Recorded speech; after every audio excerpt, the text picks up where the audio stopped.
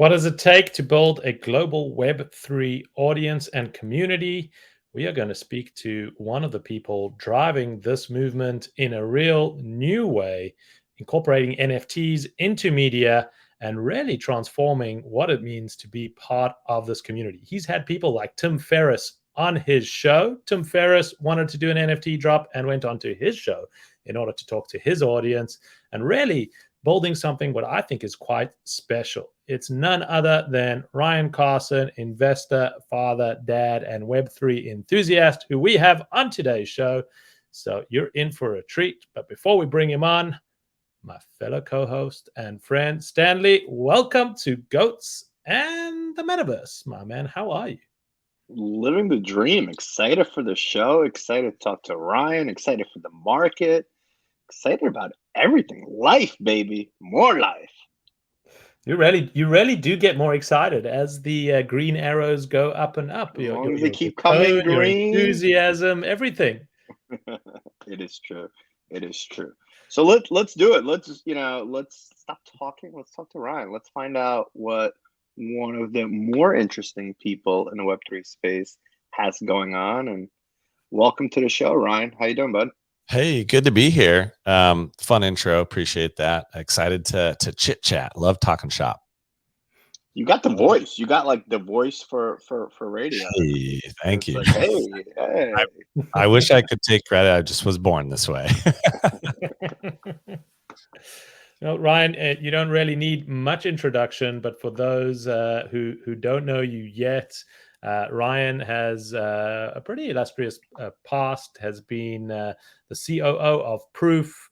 Before that was the founder and CEO of a company called Treehouse that was an online technology school that taught over 600,000 students to code. And right now you are driving the Daily Dose, which is a daily Web3 community that you're building, primarily driven through your Twitter spaces, where you talk about all things happening in the world of Web3, in the world of NFTs. You're a notable collector in this space. So it really is great to have you on. But before we dive into all of that, maybe just give us a little bit of how you got here and why you got here. Yeah, you bet. So I was really lucky that I think it was 1987. My dad brought home an Apple IIe computer. And before that, I thought I was going to be like a pastor or something. And then technology got me. So ended up in the church of technology. And so just kind of studied computer science and then fell into being a web developer, and then the entrepreneurial bug bit, right? Started my first company in 2004 at the beginning of the SaaS revolution. And then I realized I was deeply passionate about education and empowering people. Ended up running several companies and met Kevin Rose along the way. There's a lot of life. Life is so interesting the way it connects, and became good friends. And that he was my first investor in Treehouse, and then came Proof, and then came Daily Dose, and here I am. I feel so old sometimes and grizzled. It's a tough space. It's a tough space to be in. Yeah, I was just about to say the same thing. Tough space to be in. Get more gray hairs, as you could see. Yeah. So right, you were part of Proof in the onset and the formation of it. Obviously, a very well known community. You were big into Moonbirds. Tell us a little bit about what it was like to build something that got such kind of rapid product market fit, and kind of what you've learned from that experience that you're now taking into Daily Dose. Yeah, you bet. So Justin and Kevin, are the co-founders of Proof, and I had come into Proof literally as one of the Proof holders. So Kevin and I are obviously good friends, and so he told me about the collection. I said I'd love to mint one, and he said, great, come on in, we'll hold one back for you, at the floor price, don't worry. And so I just joined as a member, and it was just so much fun. I got into the Discord. I was new to Discord.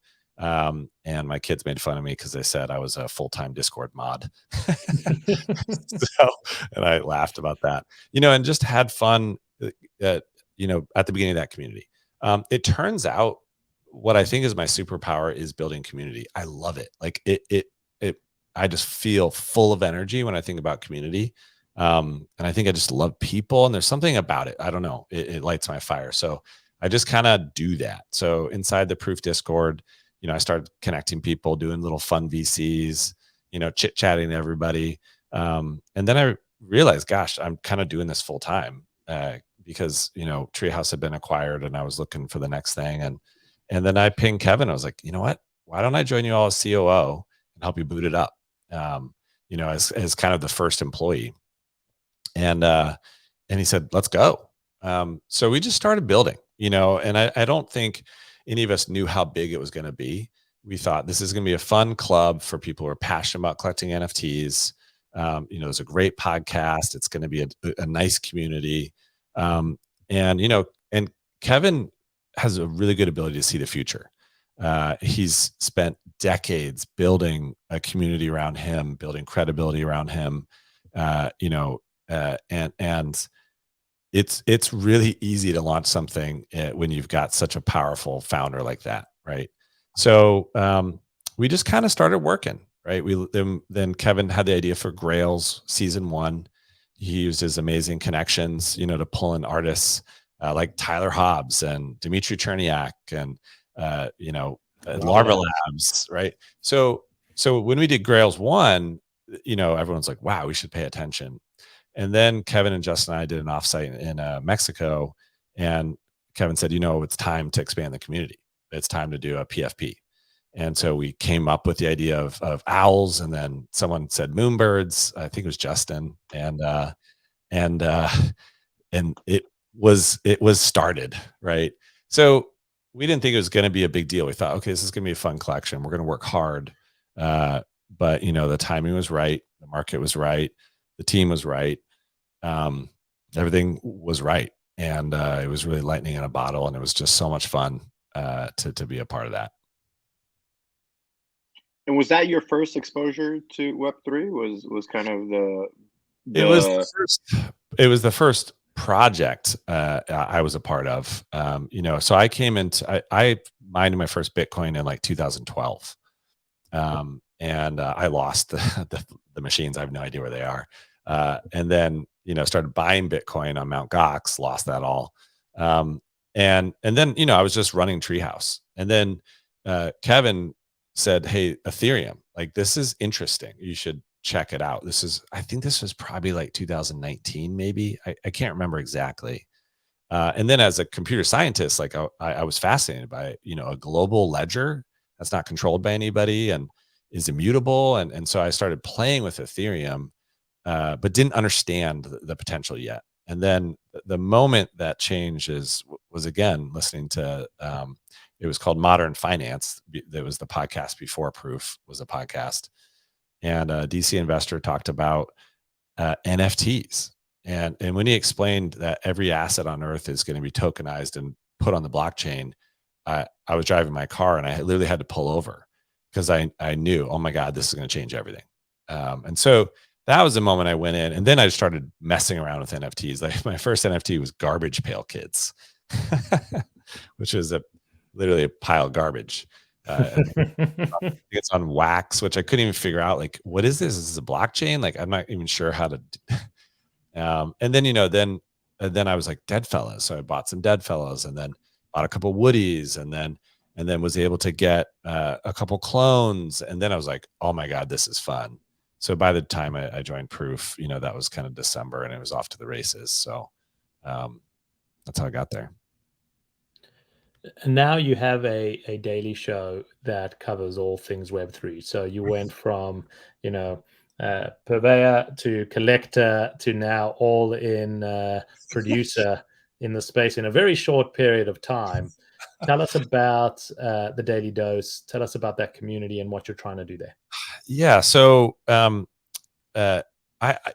entrepreneur bug, like the founder bug, bit again. And Kevin and Justin and I had a come to Jesus talk, and I said, I think I'm going to go do my own thing. I want to cheer you all on, but I want to step back. So I stepped back from Proof, and started a small NFT venture fund, raised about $4 million, and just started buying into projects. And that learned so much. So we deployed capital into probably 30 projects. and started to really learn, okay, what's working, what's not, who's doing what, who's not doing what. Because running Moonbirds was interesting, but it's one project. Then, deploying capital into many projects was eye-opening. And so I was running the funds kind of quietly by myself. I had a good associate that was helping me named John. And then John said, "Are we going to do a project?" And I was like, no. I mean, it's got to be really good. Like, if I'm to do a project, it has to be something I'm going to put my life into. And then that night, it was like lightning struck. Every entrepreneur listening to this knows what I'm talking about. You just have the idea, right? And literally I woke up in the middle of the night and I was like, I know what it is. I know what we should do.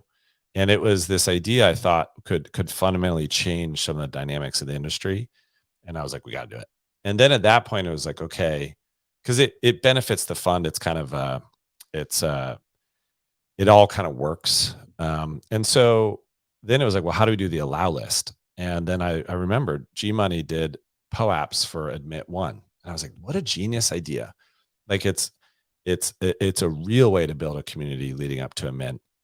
You reward your true community. We should use POAP. So I literally had never made a POAP.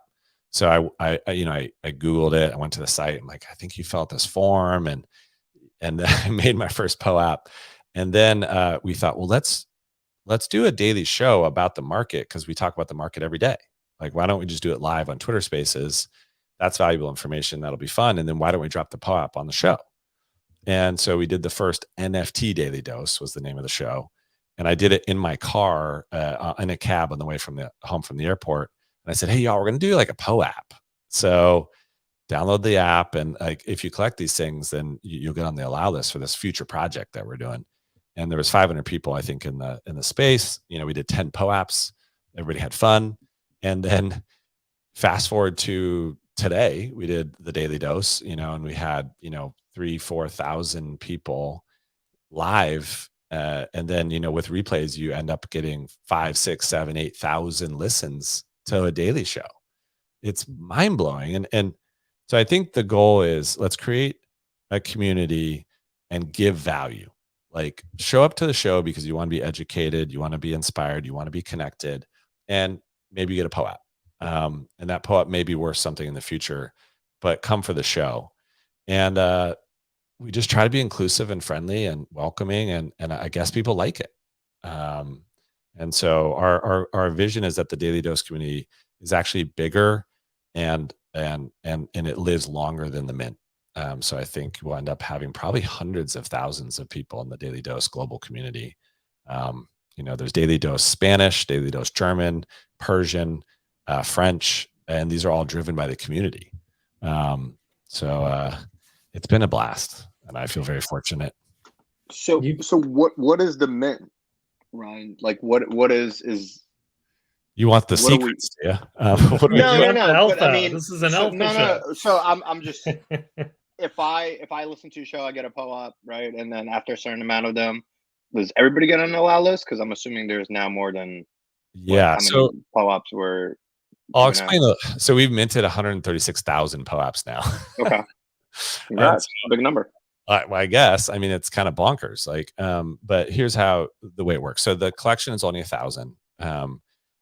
And the allow list, there's 799 in the allow list. So the way you get on the allow list is you collect POAPs, and it's the top 799 collectors get it. And it's interesting. We're learning how, to filter out farmers and deal with folks that aren't really a part of the community. They just want, an allow list spot. It's just interesting to see the human behavior, and the passion around, something that's very simple. It's been a lot of fun. So 799 of your most loyal fans are now hopefully going to get an NFT because they listened to enough shows, they collected the POAPs, and then you're going to release them in. Is it still a paid mint? Is it a free mint? No, totally free.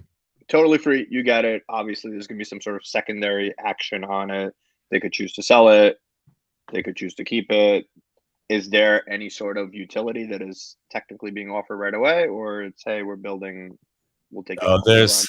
It's a whole company. So I'm building a whole thing. It's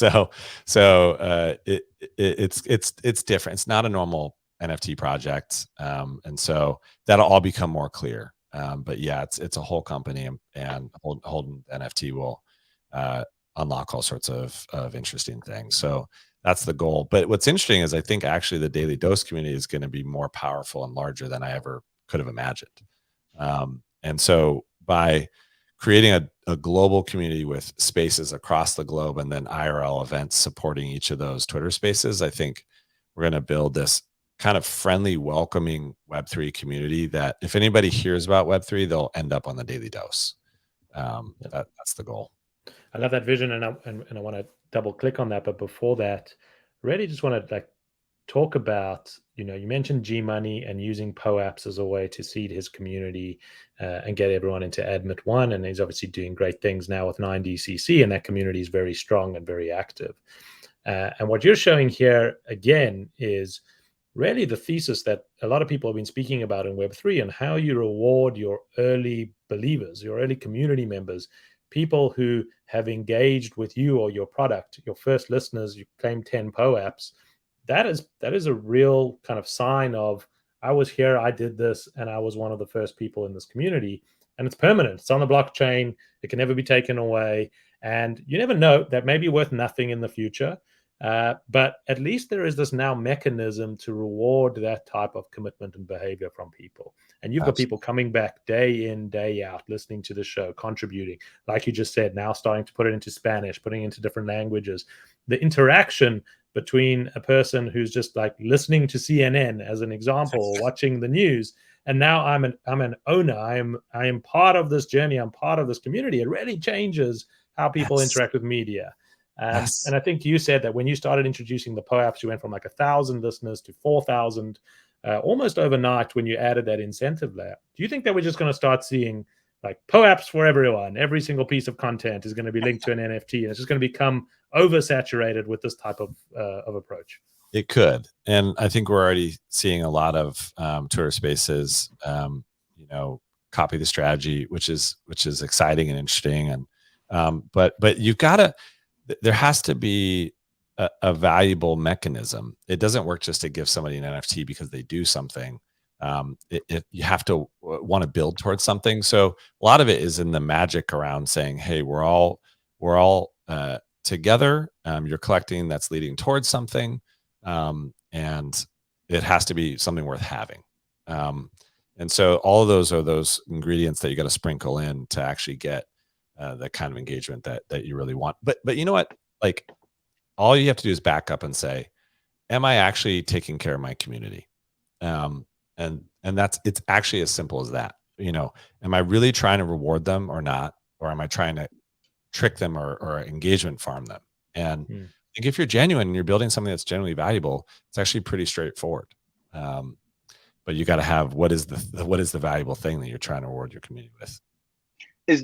Have you guys like poll, you said you have 136,000 pull-ups. Like, do you know what that number is of like your loyal community? Like, we have 3,000 people or 300 people or 60,000 people that are like, we're here, we're ready to go. My gut instinct is, and we're starting to get data now on it. But it's interesting because it's on the blockchain. You can't necessarily tie everything back to a Twitter user. I mean, you can if you start to do the work. But I would say that the real Daily Dose community is somewhere 5,000 to 7,000 people that are active, committed, loyal Daily Dosers. It's hard to tell exactly, but I think that's roughly where we're at. I mean, that's a big number, especially in this space, right? If you go poll probably some of the biggest projects, yes, there's probably 4,000 or 5,000 owners of a 10K PFP project, but are they loyal, right? Like, they might say they're loyal, but if they get the right asking price, they're out. Right. And I mean, the way I look at loyalty is your attention budget. We have probably 3,000 to 4,000 people that spend 60 minutes of their day with us. Which is, I look at that as unbelievably valuable. I mean, I don't even do that there's no other media source that I do that for. Right. And actually very few people do that. So it's like this depth of loyalty that's awesome because then we can really reward them. We can have a real relationship with them. It's much better than saying, hey, we have 100,000 people that are like maybe checking a Discord once a week, right? Well, we saw that with Moonbirds, and it was maybe different times and different market, but the Proof community was 1,000 people, maybe a slightly less, and grew into a really, really meaningful community. And then Moonbirds came out as a way to expand that, and ultimately, off a very small number of people, generated $85 million in an initial sale. So the number. The model is drastically being changed. You don't need millions of eyeballs every single day when you, like you just said, have this core community that you are able to deliver real value to. And the value of that is huge. NBA Top Shot doesn't need to be hundreds of millions of people. It needs to have a very strong core collection of traders. Yep, I agree. And I think you can actually have also a more meaningful, fulfilling relationship with actually less people. As a founder, it's actually a little more fun to have a group of people that I can get my head around versus millions. I mean, maybe Daily Dose will be millions someday, but for now, I love the fact it's 5,000 to 10,000 people. And I want to bring up an example, and this is not like any specific community, but obviously there's a lot of projects out there that did a really good job of building communities and providing value. But then we went into a down market, and I think things have changed, right? There's people now saying this project is not going to survive, or is it going to really survive? Can they really build? Can they really deliver? The expectation level has gone through the roof. Is that like put a lot of pressure, even though you're releasing, a free mint and you're trying to do it the right way, right? You're like, I'm not asking you guys anything, I'm providing value to you. But at a certain point, you said you're building a business, right? So there's going to be something down the line that it has to generate money, that has to generate revenue. And, not to throw it out there, Moonbirds generated that revenue, but those shoes to fill were like huge. Incredible. I think this is the way it'll shake out. So I'm viewing it as kind of a church and state relationship. So the church is Daily Dose, right? It's going to be a large community that we do not monetize, that we do not extract value from ever, right? So we'll never do a paid mint, for Daily Dose. We'll never try to generate revenue from the Daily Dose. It's always going to be additive for us. I think that's very important. As soon as you switch on that revenue, like toggle, people go, oh, this is a business. And I expect that you perform, that this happens, versus this is a community where we're doing this because we're all passionate about Web3. We're all trying to be kind to each other. We're trying to lift each other up. Like that's a real thing, right? Now, so that's very important. Now the project, it's going to be tiny. We're talking 1,000 people.